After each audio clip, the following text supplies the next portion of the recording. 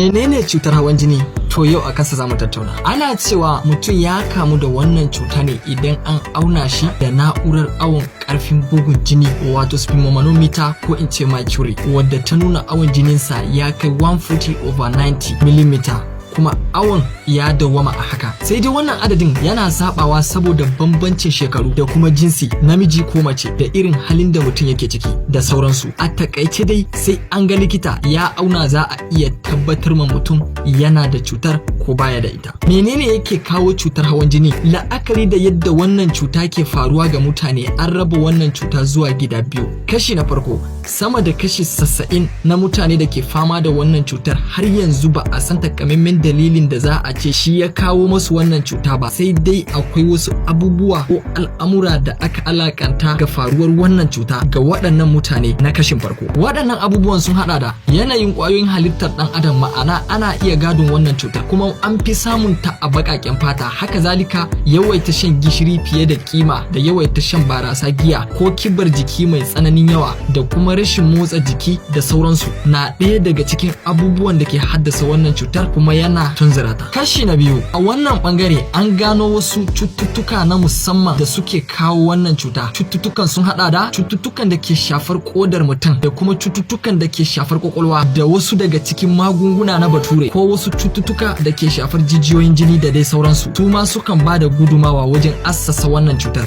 Ta yaya ake gane alamomi idan kana da wannan cutar hawan jinin? Wasu daga cikin mutanen da suka kamu da wannan cuta ba su da wasu alamomi da suke ji. Wasu kuma sukan ji kamar yawan ciwon kai, fargabar zuciya, raguwar gani ko gani dishi-dishi. Wasu kuma suna zuwa asibiti ne da alamomi na illolin da cutar ta haifar musu. Zan yi bayani a nan gaba. Wasu kuwa sai sun je asibiti dalilin wata cutar, wurin bincike sai a gano cewa suna dauke da cutar hawan jini. Ƙarin bayani a nan shine ba wai an ce da mutum ya ji yana fama da ɗaya ko wasu daga cikin alamomin da na lissafa kawai sai ya ce ya kamu da cutar hawan jini ba. Mutum ya bari sai ya je an auna shi domin a tabbatar masa ko yana da cutar ko ba shi da ita. Kuma don tabbatacciyar hanyar sanin mutum ya kamu da cutar hawan jini ita ce ka samu likita mafi kusa da kai ko ka garzaya asibiti a auna ka da zaran ka fara jin alamomi. Wasu daga cikin illolin cutar hawan jini shine, kuma wannan illoli za su iya faruwa ga wanda bai daɗe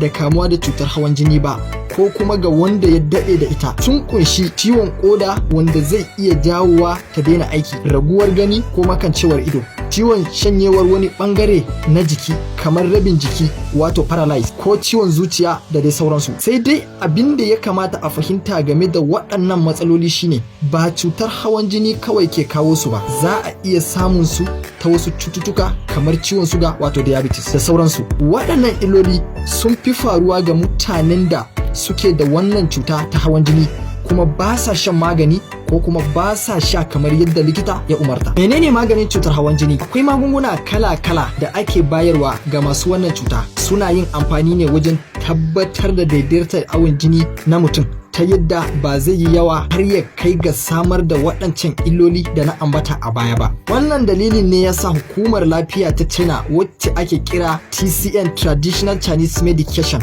ta yi haɗin gwiwa da DS-KED suka samar da wannan magani ga masu cutar hawan jini. Haka kuma kula da waɗannan abubuwa da zan zana waɗanda ke da alaƙa da wannan cuta suna taimakawa matuka wajen kiyaye kai daga samun wannan cuta ko rage matsalolinta ga waɗanda suke ɗauke da cutar hawan jinin. Abubuwan shine barin shan barasa, giya, rage yawaitan shan gishiri a abinci, motsa jiki akai-akai, rage kiba mai tsanani ta hanyar rage yawaitan cin abinci fiye da kima, rage cin man kitse, motsa jiki da sauransu, yawaitan cin kayan lambu da ababen marmari kamar su lemu, yalo, karas, alayyaho, zogale, rama da danginsu. Kamun mu je ga shawarwari, don har ka karu da bayanan da na yi a baya, to ka yi min sharin wannan bidiyo zuwa mutum ɗaya kacal kuma ka yi min liking. To masha Allah. A hali yanzu tunda mun fahimci wani abu daga cikin wannan cutar hawan jini kamar abubuwan da aka alakanta ta da su, matsalolin da take jawowa da sauransu,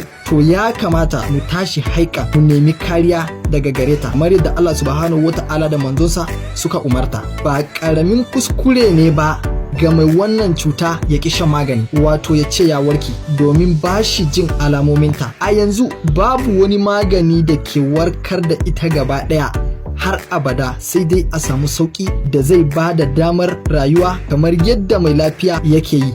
Mafi yawancin likitoci haka suke faɗawa marasa lafiya, amma da ni da kai da ke duk mun sani babu wata cuta da Allah ya saukar wacce ba ta da magani, sai dai idan baka gano maganin ba. Tabbas mun yi imani da bayanin Annabi Muhammad sallallahu alaihi wasallam inda yake cewa kowace cuta tana da magani.